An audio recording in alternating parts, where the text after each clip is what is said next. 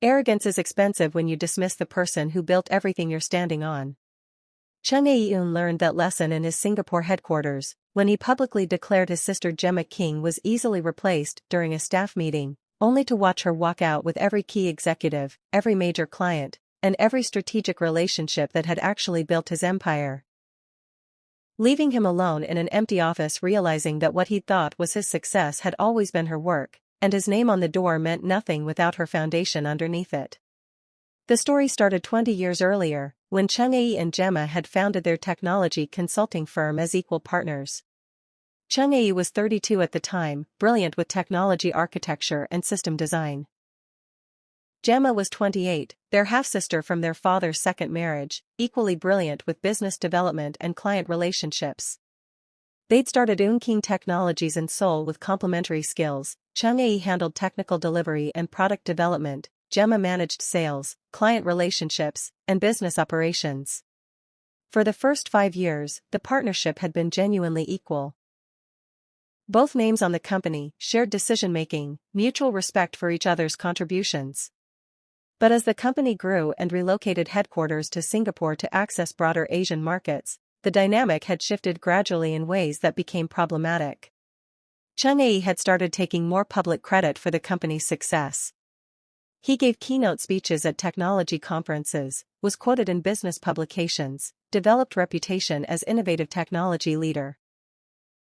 GEMMA had remained focused on the operational work, building client relationships, managing the team, handling the complex business development that actually generated revenue.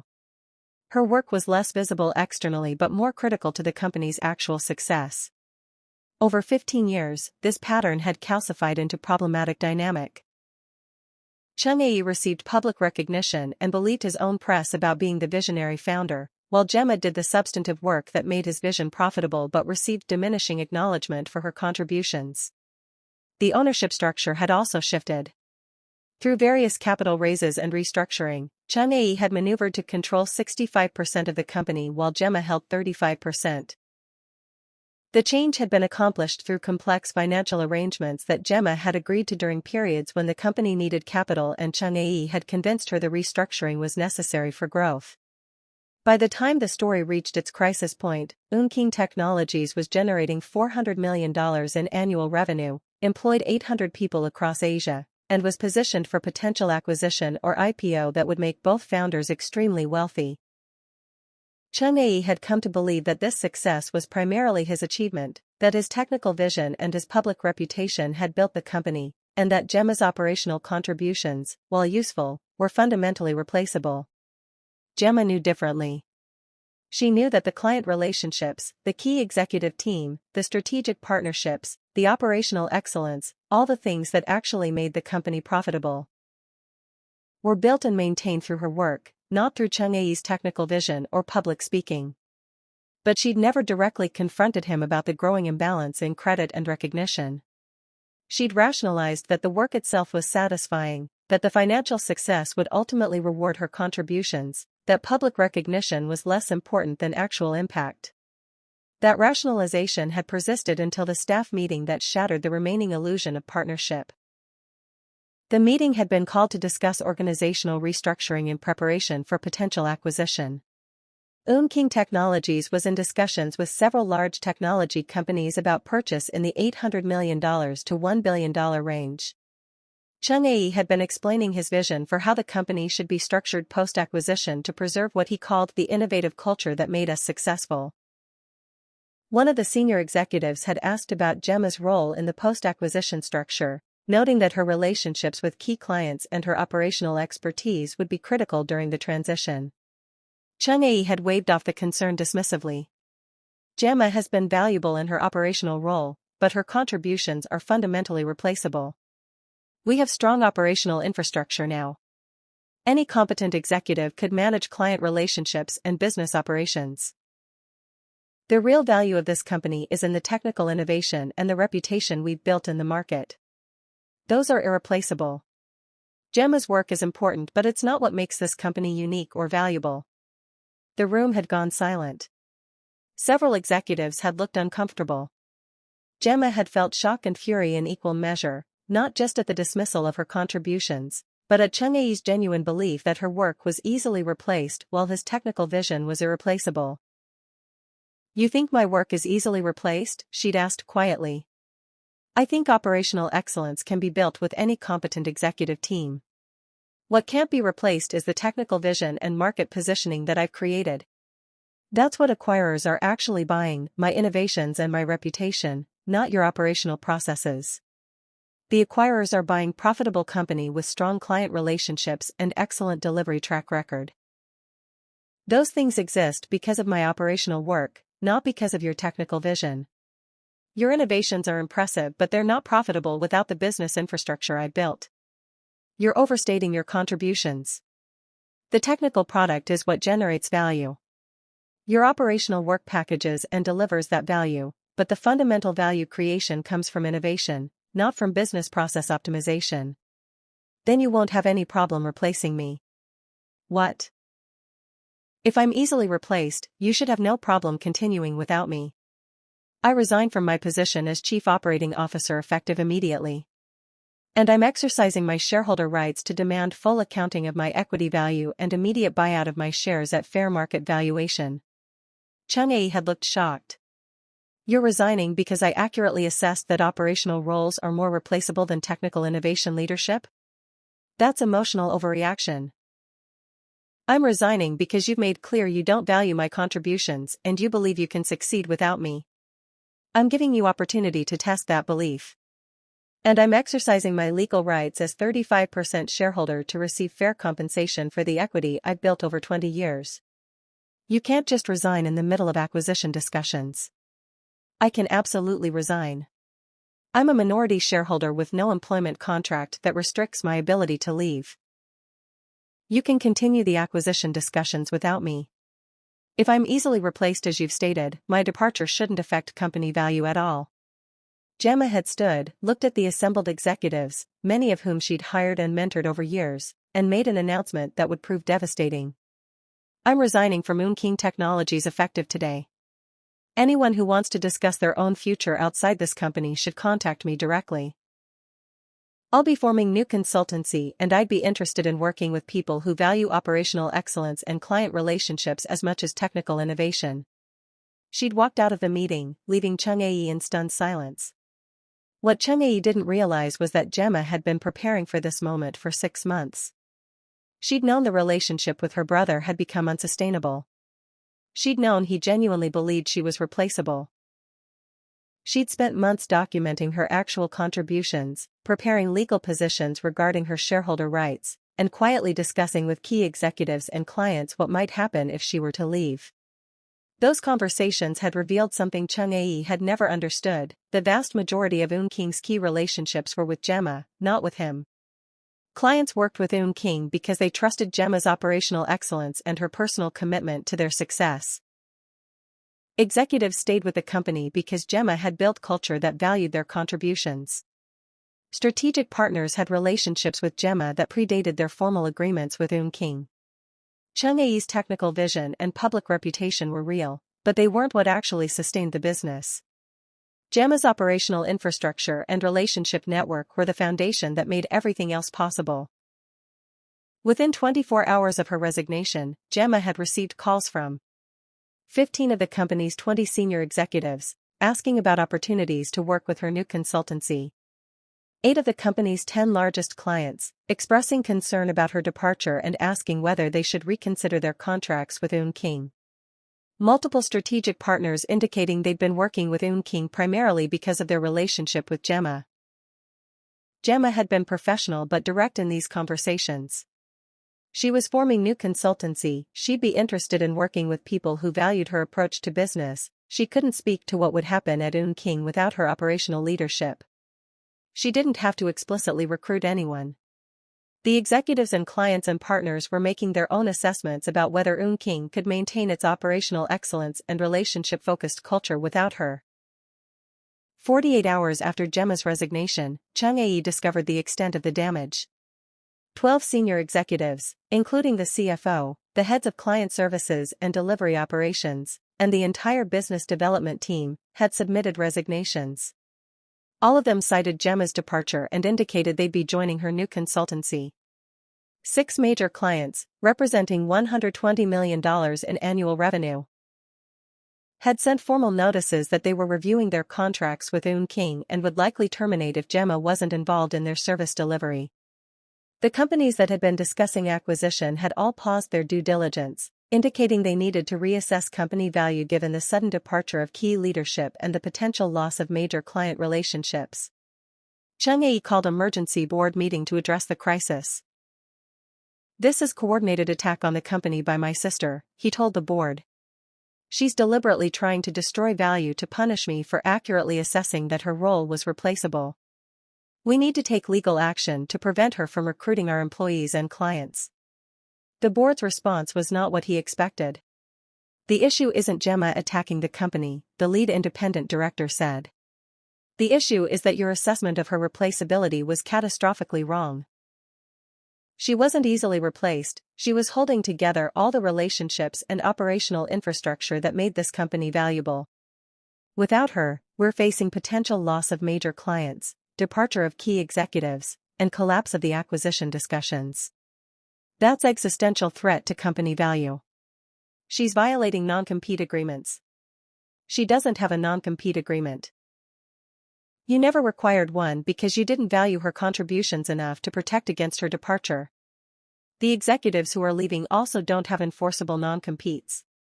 The clients have termination rights in their contracts. Everything that's happening is legal, it's just devastating because you didn't understand what actually sustained this business. What do you recommend? Convince GEMMA to return. Offer her whatever she wants. Co-CEO role, equal ownership, public acknowledgement of her contributions, veto power over strategic decisions. Whatever it takes to bring her back before the company collapses completely. I'm not giving her co-CEO role when I founded this company. You co-founded this company with her as equal partner. You've spent 15 years diminishing her role and taking disproportionate credit for success she built. Now you're facing consequences of that arrogance. If you want to save this company, you apologize to GEMMA and you offer her whatever she needs to return. If you're too proud to do that, you watch the company collapse and you lose everything." Chung-Ae tried to reach GEMMA. She didn't respond to his calls or messages for 3 days. When she finally agreed to meet, it was at a neutral location with her lawyer present. "I'm willing to discuss terms for my return," Chung-Ae said. "Obviously we need to address the damage your departure has created." "The damage my departure revealed," GEMMA corrected. "I didn't create the vulnerability. I just stopped covering for your belief that you were the primary value creator. The damage was always there, you just didn't see it because I was doing the work that made your technical vision profitable." "Fine. The damage my departure revealed. What would it take for you to return and stabilize the situation?" "I'm not returning to Eun-King Technologies." "What?" "I'm not returning to work for you in company where you hold majority control and where you've made clear you don't value my contributions. I'm building my own firm with the executives and clients who value operational excellence and relationship-focused business culture. You're destroying the company we built together. I'm building the company I should have had ownership of all along. You maneuvered to control 65% of equity despite my contributions being equally important to company success. You took disproportionate public credit while doing less of the substantive work. You treated me as replaceable employee rather than as equal partner. I'm done accepting that dynamic. What happens to Eun-King without you? That depends on whether you can actually replace me as easily as you claimed. If operational excellence and client relationships are truly replaceable, you'll rebuild quickly. If I was actually more important than you acknowledged, the company will struggle significantly. The board is demanding I convince you to return. Then the board understands what you refuse to acknowledge, that I wasn't easily replaced, that my operational work was critical to company value, that your technical vision without my business infrastructure was impressive but not profitable. That understanding came too late to preserve our partnership, but at least it's finally clear who actually built what we had. What would it take for you to help stabilize the situation even if you're not returning permanently? Why would I help you stabilize a company where you devalued my work and claimed I was easily replaced? You have opportunity now to prove your belief was correct. Build the operational infrastructure yourself. Rebuild the client relationships. Retain the executives without me. If you can do that, you've vindicated your position that I was replaceable. If you can't, you've learned an expensive lesson about whose work actually created the value. GEMMA left the meeting. Chung-Ae was left with dying company and no clear path to recovery. Subscribe to see what happens when arrogance meets accountability, when the person dismissed as replaceable reveals they were holding everything together, and whether a founder who claimed all the credit can survive when the person who did the actual work walks away. Comment where you're watching from, and tell me, have you ever been told you were easily replaced, only to watch everything collapse when you left? This story is just beginning. Over the next 3 months, Eun-King Technologies experienced cascading failure that vindicated everything GEMMA had said about whose work actually sustained the business. The 12 senior executives who'd resigned with GEMMA were not easily replaced. Chung-Ae attempted to hire experienced replacements, but the departures had created reputation problem. Talented executives were hesitant to join a company experiencing leadership exodus and major client defections. The executives he did manage to hire were expensive and unfamiliar with Eun-King's operational systems. They needed months to get up to speed on client relationships and internal processes. During that learning period, service delivery quality declined noticeably. The 6 major clients who'd initially indicated they were reviewing their contracts ended up terminating. They cited declining service quality and loss of confidence in Eun-King's operational leadership.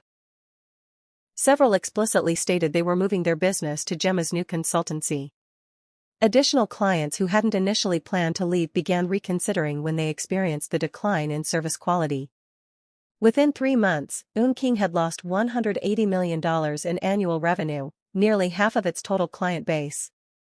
The acquisition discussions that had been paused initially were formally terminated. The potential acquirers indicated that the loss of key personnel and major clients had fundamentally changed their valuation of the company.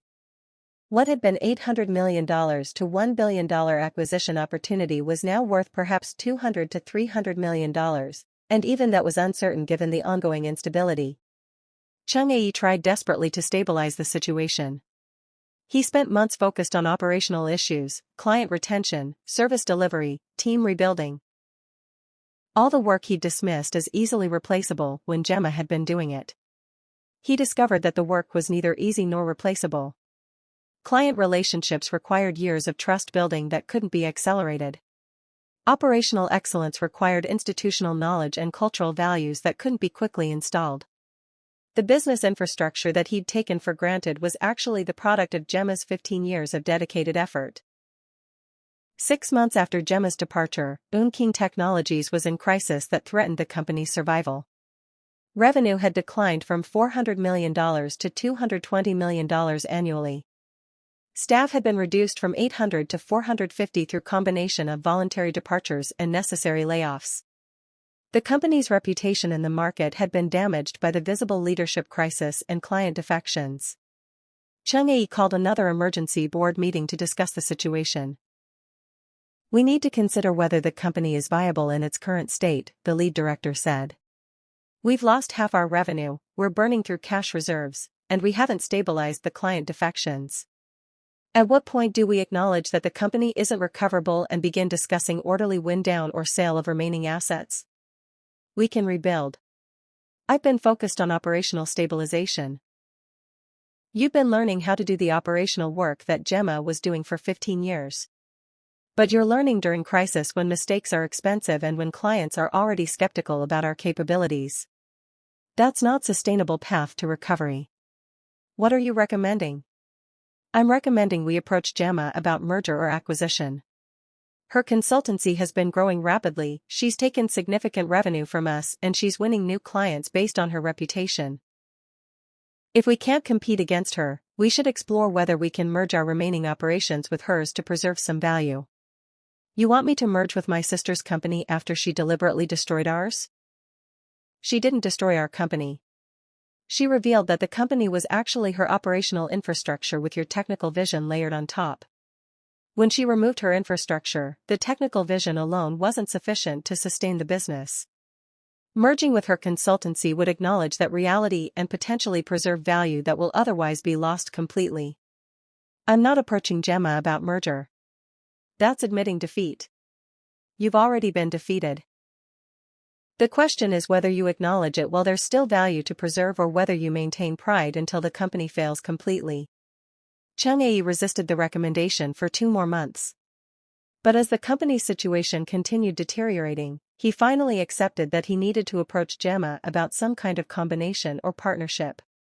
He requested a meeting to discuss potential collaboration between our organizations. GEMMA agreed to meet, though her response made clear she understood the power dynamic had completely reversed. I'm willing to discuss potential acquisition of Eun-King's remaining operations by my consultancy. I'm not interested in merger or partnership, just straightforward acquisition at valuation that reflects your current revenue and operational challenges. Acquisition? I still own 65% of a company that was worth $800 million a year ago. You own 65% of a company that's currently generating $220 million in revenue with declining margins and ongoing client defections. The company isn't worth $800 million anymore.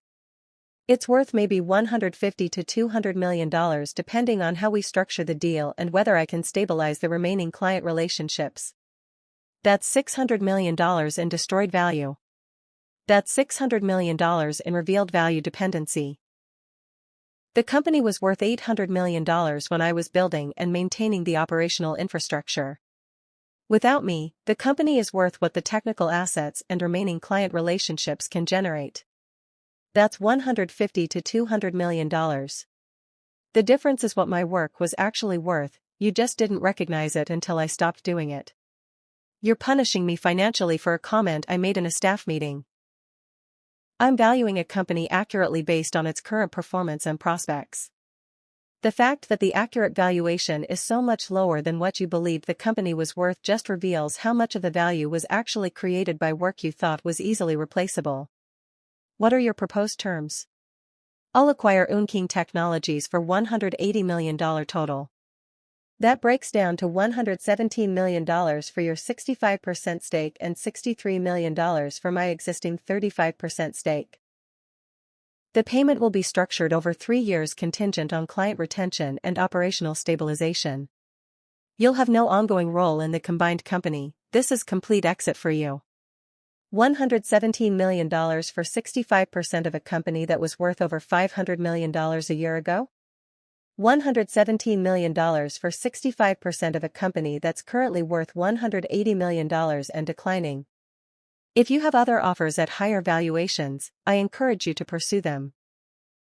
But we both know you don't have other offers because the market understands the company isn't viable without operational infrastructure I built. What if I refuse? What if I try to rebuild independently? Then you continue losing clients and revenue until the company fails completely. Your 65% stake becomes worthless. I continue growing my consultancy using the relationships and expertise I developed over 20 years. The choice is yours.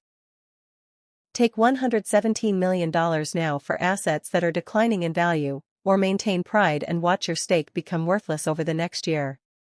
Chung-Ae knew she was right. He had no viable path to recovery without her operational expertise and relationship network. The company would continue declining until it failed completely unless he accepted her acquisition offer. I need time to consider the terms and discuss with the board. You have 2 weeks.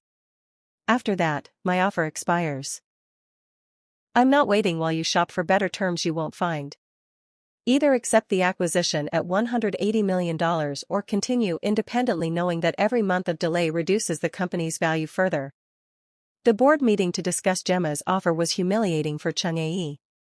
This is devastating outcome, one director said. We've gone from $800 million acquisition opportunity to $180 million fire sale in 6 months. But it's the only viable option given current circumstances. The valuation is too low. We should negotiate for higher price. The valuation is accurate based on current revenue and prospects. GEMMA isn't being vindictive, she's being realistic about what the company is worth without her operational infrastructure. We should accept the offer before the situation deteriorates further. I built this company over 20 years. I'm being forced to sell it for a fraction of its value because my sister orchestrated a coordinated departure of key personnel. Your sister didn't orchestrate anything. She resigned after you publicly stated she was easily replaced. The executives and clients followed her because they valued her contributions and questioned the company's viability without her. That's market reaction to accurate assessment of who created the actual value, not orchestrated attack. So you're recommending I accept $117 million for my stake in a company that was worth over $500 million? We're recommending you accept reality. The company was worth $800 million when GEMMA was building the operational infrastructure. Without her, it's worth $180 million and declining. Take the $117 million while the offer exists or watch your stake become worthless through continued deterioration. Chung-Ae accepted GEMMA's acquisition offer 3 days before her 2-week deadline expired. The transaction closed 2 months later. Eun-King Technologies was absorbed into GEMMA's consultancy. Renamed King Operations Group to reflect her leadership and operational focus. Chung-Ae received $117 million paid over 3 years, contingent on the client retention and operational stabilization that GEMMA was confident she could achieve now that she had full control. The outcome was devastating financially. He'd lost $400+ million in value compared to what his stake would have been worth in the original acquisition discussions. But the financial loss was less painful than the public acknowledgement that GEMMA's work had been the foundation of everything he thought he'd built. The business press covered the acquisition extensively, focusing on the dramatic reversal of power between the siblings. Eun-King Technologies acquired by founder's sister after catastrophic leadership crisis read one headline. How dismissing easily replaceable sister cost CEO $600 million, read another. The articles detailed how Chung-Ae had publicly dismissed GEMMA's contributions, how her departure had triggered exodus of key personnel and clients, how the company's value had collapsed by 75% in 6 months.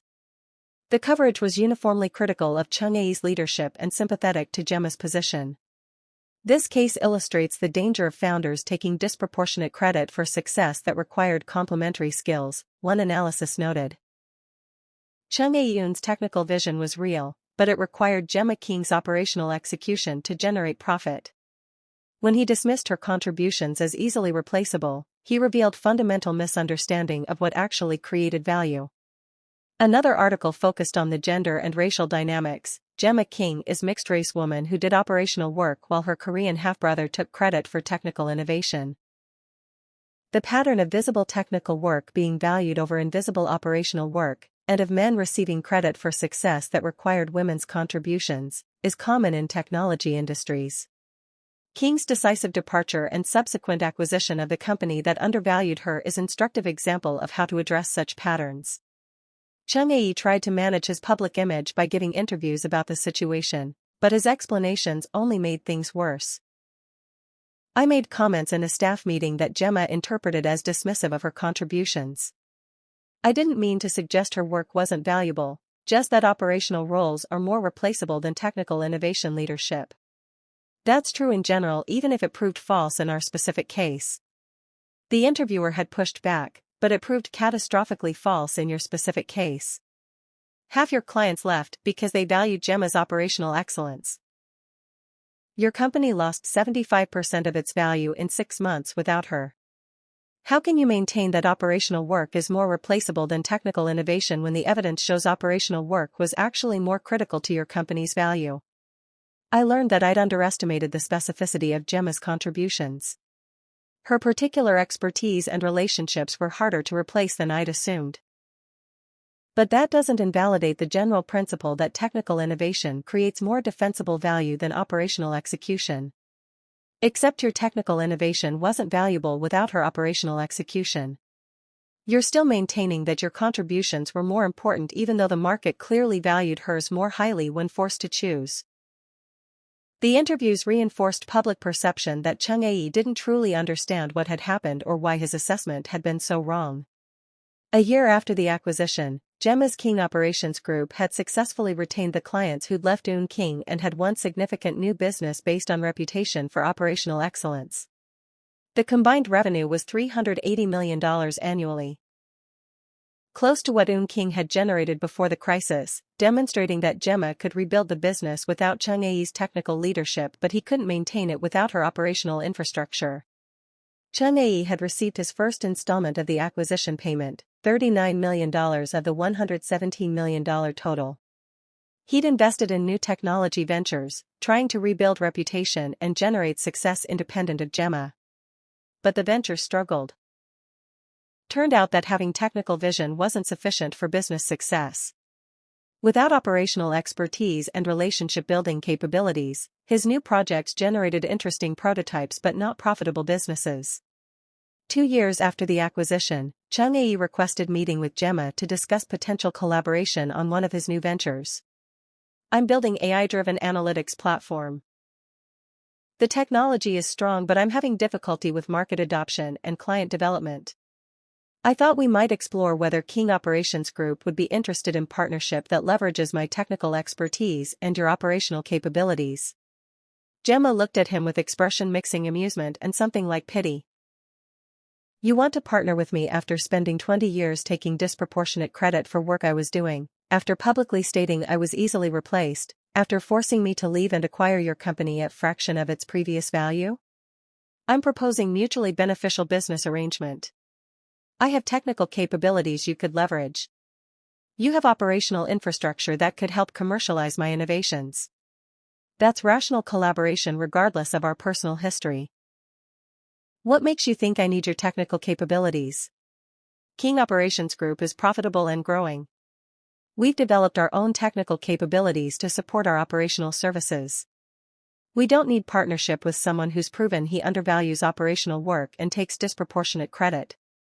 My AI platform could expand your service offerings. We're developing our own AI capabilities internally. We don't need to partner with someone whose track record includes dismissing half the business as easily replaceable. I learned from our previous partnership that working with you means doing the substantive work while you take the public credit. I'm not interested in repeating that dynamic. I've learned from what happened. I understand now that I underestimated your contributions. You understand that you were wrong about me being easily replaced.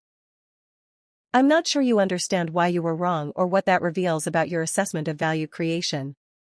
You're still framing your technical work as the primary value and my operational work as supporting infrastructure. That framing was wrong then and it's wrong now. What would it take for you to consider collaboration? Nothing. There's nothing you could offer that would make me interested in working with you again. You have technical skills but terrible judgment about what creates business value. You take credit disproportionate to your contributions. You dismiss work you don't understand as less important than work you do. Those are fundamental character issues that make you unsuitable partner regardless of your technical capabilities. So you're permanently unwilling to work with me because of comments I made 3 years ago? I'm permanently unwilling to work with you because you've demonstrated over 20 years that you don't value the kind of work I do and you claim credit for success that required my contributions. The comments 3 years ago weren't aberration, they were honest expression of beliefs you'd held throughout our partnership. I'm just no longer willing to subsidize your ego by doing the work while you take the credit. 3 years after the acquisition, King Operations Group had grown to $450 million in annual revenue and was being courted by multiple acquirers at valuations exceeding $1 billion. GEMMA was being recognized as one of the most successful female technology entrepreneurs in Asia, featured in business publications and invited to speak at conferences about operational excellence and building sustainable businesses. Meanwhile, Chung-Ae's independent ventures had largely failed. The AI platform had never achieved meaningful market adoption. Other projects had folded after burning through capital without generating revenue. He'd spent most of the $117 million acquisition payment on failed ventures and expensive lifestyle maintenance. He was still financially comfortable but no longer wealthy in the way he'd expected to be when the original $800 million acquisition had been under discussion. 5 years after dismissing GEMMA as easily replaced, Chung-Ae was giving interview about lessons learned from the Eun-King situation. What would you do differently if you could go back? The interviewer asked. I would have been more explicit about acknowledging GEMMA's contributions publicly. I took too much personal credit for success that required both our skills. That created resentment that eventually destroyed our partnership. But would you have changed your belief about whose contributions were more important? You stated operational work was easily replaced while technical innovation was irreplaceable. Do you still believe that? I believe I was wrong about Gemma specifically being easily replaced. Her particular expertise and relationships were more valuable than I recognized. But I still think generally that technical innovation creates more defensible value than operational execution. Even though your company lost 75% of its value when the operational leader left while her company has thrived without your technical leadership? The market dynamics were complicated by the client relationships being tied to Gemma personally rather than to the company institutionally. In different circumstances, the technical innovation might have been more defensible. So you're still maintaining that your contributions were more important despite all the evidence to the contrary? I'm saying that the specific outcome doesn't invalidate general principles about what creates business value in technology companies. The interviewer's summary was damning. Chung-Ae Eun continues to insist that technical innovation is more valuable than operational excellence, despite having lost hundreds of millions when his operationally focused sister left and built competing business. His inability to learn from catastrophic failure suggests the arrogance that created the failure in the first place remains unchanged. 7 years after the acquisition, GEMMA sold King Operations Group to a major technology conglomerate for $1.2 billion. Her 100% ownership of the company meant she received the full acquisition payment. After taxes and transaction costs, she netted approximately $800 million from the sale. That was exactly the amount Chung-Ae would have received from the original acquisition discussions if he hadn't dismissed her as easily replaced. The symmetry was noted by business press. GEMMA King has achieved the $800 million outcome that her brother lost when he undervalued her contributions. She did it by building company based on operational excellence and client relationships, the exact work Chung-Ae had dismissed as easily replaceable. The case is an instructive example of how arrogance and credit-taking destroy value while humility and substantive work create it. Chung-Ae had spent most of his $117 million acquisition payment by this point. He was financially secure but nowhere near the wealth Gemma had achieved. More painfully, he had to watch as she received public recognition for building exactly the kind of success he'd believed he was creating, using exactly the skills he'd dismissed as less important than his technical vision. 10 years after dismissing her as easily replaced, Chung-Ae finally acknowledged the full scope of his error. He wrote a public letter apologizing to Gemma and acknowledging his failures. I spent 20 years taking disproportionate credit for business success that required Gemma's operational expertise and relationship-building capabilities. I publicly dismissed her work as easily replaceable when it was actually the foundation of everything I thought I'd built. When she left, the company collapsed by 75% in 6 months, proving that her contributions were irreplaceable while mine were insufficient without her support. I've spent the past 10 years trying to rebuild reputation and generate independent success. I've largely failed because I lack the operational and relationship skills that Gemma possessed and that I dismissed as less important than technical innovation. Gemma has built $800 million of personal wealth by focusing on exactly the operational work I undervalued. She's achieved the success I thought I was creating, using the skills I thought were secondary to mine. I was wrong about everything. Wrong about whose contributions were more important. Wrong about what created business value. Wrong about what was replaceable versus irreplaceable.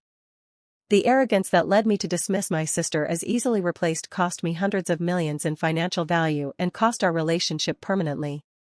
This is public acknowledgement of those failures and apology to Gemma for 20 years of taking credit for her work and dismissing her contributions. I don't expect forgiveness. The harm was too sustained and too fundamental. But I want to acknowledge publicly what I should have acknowledged privately throughout our partnership. She built what I thought we'd created together, and I was fortunate to have her covering for my deficiencies for as long as she was willing to do so. Gemma responded to the letter with brief statement, "I appreciate the acknowledgement. I hope it helps others avoid similar mistakes about whose work actually creates value and who deserves credit for success." She didn't forgive him. Didn't offer reconciliation or future collaboration. Just acknowledged that he'd finally understood what had always been true. She'd built the foundation he'd been standing on, and his name on the door meant nothing without her work underneath it. They never worked together again. Never rebuilt personal relationship. The 20 years of partnership and family connection had been destroyed by his arrogance and his belief that her work was easily replaced. But the lesson was preserved in business case studies about credit taking, about undervaluing operational work, about the catastrophic consequences of dismissing the people who actually build your success. The man who'd bragged that his sister was easily replaced. The woman who'd walked out and dismantled his empire overnight by revealing she'd been holding everything together. Both of them proving that arrogance is expensive when you dismiss the person who built everything you're standing on, that operational excellence creates more defensible value than technical vision without execution, and that the person you claim is easily replaced might be the only thing preventing total collapse.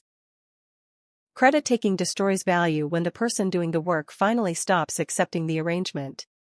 Chung-Ae Eun spent 20 years believing he was the primary creator of his company's success. He gave the keynote speeches, received the public recognition, developed the reputation as innovative technology leader.